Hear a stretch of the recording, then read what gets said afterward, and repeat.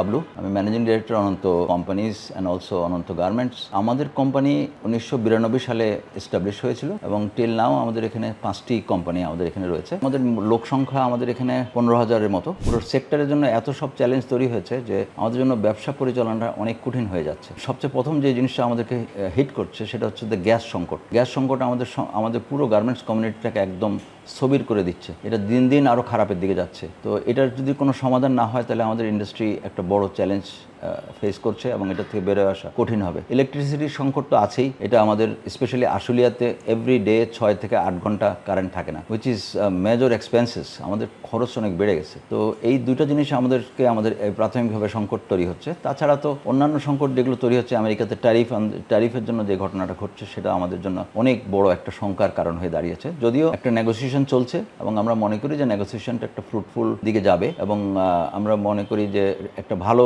আমরা একটা অবস্থানে আসতে পারবো। আমরা চেষ্টা করছি এফটিএ সাইন করার জন্য। যদি এফটিএ সিগনেচার হয়ে যায় আমেরিকার সাথে তাহলে কিন্তু আমাদের একটা বড় একটা বিজনেসের একটা ইজি হয়ে যায়, ইজ অফ বিজনেসের জন্য অনেক বড় সুবিধা হবে। Europe is still okay, Europe আমাদের জন্য ভালো একটা ব্যবসা তারা দিচ্ছে। ইন্ডিয়ার সাথে যে ঘটনাটা ঘটছে সেটা আবার একটু অন্য ধরনের কিছু ঘটনা ঘটছে। যেমন আমাদের এই বর্ডারটা বন্ধ করে দিল ইন্ডিয়া। প্রথম কথা হচ্ছে যে আমাদের মাল শিপমেন্ট যেগুলো ক্যালকাটা থেকে হতো, এটা কিন্তু আমাদের ভালো একটা সাইট ছিল। আমরা $3 থেকে $3.5 $3 আমরা ইউরোপ এবং $3.5 আমরা আমেরিকাতে কলকাতা থেকে মালটা যেত, কিন্তু সেটা বন্ধ করে দেওয়াতে আমাদের একটা সাময়িক সংকট হয়েছে। কিন্তু আমরা দুটো জিনিস দেখছি, একটা হচ্ছে মালদ্বীপ বিকল্প, সিতে করে মালদ্বীপ যাবে, সেখান থেকে এয়ারে করে ইউরোপ এবং আমেরিকা চলে যাবে। আর আমরা যেটা করছি বিকল্প আমরা তৈরি করছি অলরেডি সিলেট এবং চট্টগ্রাম এবং ঢাকায় আমরা যে তৃতীয় টার্মিনাল, তাহলে কিন্তু আমাদের ক্যাপাসিটি ডাবলের উপরে চলে যাবে। দ্রুত আমাদের ফ্রেট ফরওয়ার্ডার্স এবং আমাদের যারা এয়ারলাইন্সগুলো আছে তাদের সাথে আমাদের কিন্তু নেগোসিয়েশন করে এইটাকে আমাদের একটা সহনীয় পর্যায়ে আনতে হবে, সেটা আমি মনে করি। আমি চিটাং পোর্ট নিয়ে আমি প্রেটি হ্যাপি। চিটাং পোর্টের performance is pretty good. Export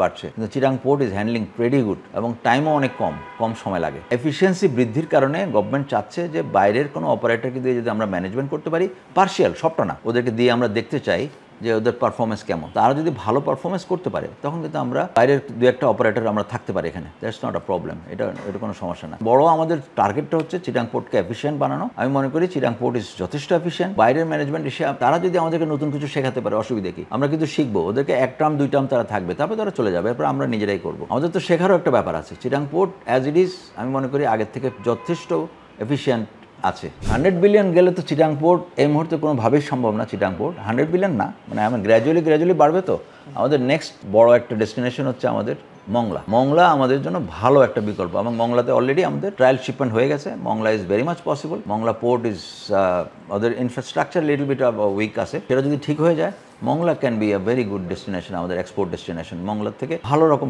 আমরা সহায়তা পাবো। আনফর্চুনেটলি 5th of August যে পরিবর্তন হলো আমাদের দেশে, তারপর ইন্ডিয়ার সাথে আমাদের সম্পর্কে কিছু টানাপোড়েন চলছে এবং এই টানাপোড়েনের ফলশ্রুতিতে আমাদের 1 বিলিয়ন, যেটা আপনি বললেন 1 বিলিয়ন আমাদের এক্সপোর্ট ছিল অবশ্যই, কিন্তু সেটা কমতে 700-এ আসছে এবং এটা ফার্দার আরও কমছে। এবং এই যে আমাদের বেনাপোল বা বিভিন্ন ল্যান্ড পোর্টে যে বাধা ইন্ডিয়া দিল আর এক্সপোর্ট করা যাবে না, সি দিয়ে অনলি সি দিয়ে যাবে, এতে আমাদের আরও কিছু এক্সপোর্ট কমে যাবে এবং এটা আমার ভালো রকম খরচ তো বৃদ্ধি হবেই। আমাদের টাইম বেশি, সবচেয়ে বড় জিনিস হচ্ছে টাইম। আমাদের এখন অনেক সময় লাগবে বাই সি ঘুরে যায়, এটা হয়তো বোম্বেতে যাবে অথবা কলকাতা যাবে, বাট ইটস টাইমটা আমরা লুজ করতেছি। সো এটা আমাদের জন্য অবশ্যই আমাদের ক্ষতির কারণ। যে কোনো আমাদের প্রতিবেশী ভারত, আমরা তাদের সাথে আমাদের সম্পর্ক উন্নয়ন করতে হবে। আমি মনে করি যে আমরা ইন্ডিয়ার সাথে আমাদের সম্পর্কের উন্নয়ন দরকার। পারস্পরিক এটা একটা দুজনেরই লাভ, এটা উইন সিচুয়েশন। ইন্ডিয়ারও লাভ, আমাদের লাভ। এখন সম্পর্ক একটু খারাপ যাচ্ছে, আমার মনে হয় আমরা খুব দ্রুতই আমরা ইন্ডিয়ার সাথে আমাদের সম্পর্কটা কারেক্ট করে আমাদের এই সব সংকটগুলো, আমাদের ব্যবসা দেশের জন্য সবচেয়ে বড় হচ্ছে ইকোনমিক প্রগ্রেস। তো সেই জায়গায় যদি ইন্ডিয়ার সাথে আমাদের চলমান এই সমস্যাগুলো থাকে, এটা কিন্তু আমাদেরকে ক্ষতিগ্রস্ত করবে। আমাদের বিজিএম এর একটা ইলেকশন হচ্ছে 31শে মে 2025 এবং অনেক বছর পর আমি মনে করি যে একটা স্বচ্ছ, একটা ট্রান্সপারেন্ট ইলেকশন হবে এবং বেশ কিছু চ্যালেঞ্জেস ছিল, বেশ কিছু ভোট ছিল যেটা আমরা এবছর কমে গেছে। কিছু ফ্যাক্টরি, অবশ্যই অনেকগুলো ফ্যাক্টরি বন্ধ হয়ে গেছে, যেটা আমাদের গার্মেন্টস ইন্ডাস্ট্রির জন্য ভালো নিউজ না। যে ভোটগুলো নন এক্সিস্টেন্ট ছিল সেই ভোটগুলো কমে গেছে। তো এবারে ইলেকশনটা অনেক ভালো হবে, ভালো একটা ইলেকশন হবে। দুপক্ষই ভালো ক্যান্ডিডেট দিয়েছে, একটা ভালো ইলেকশন হবে।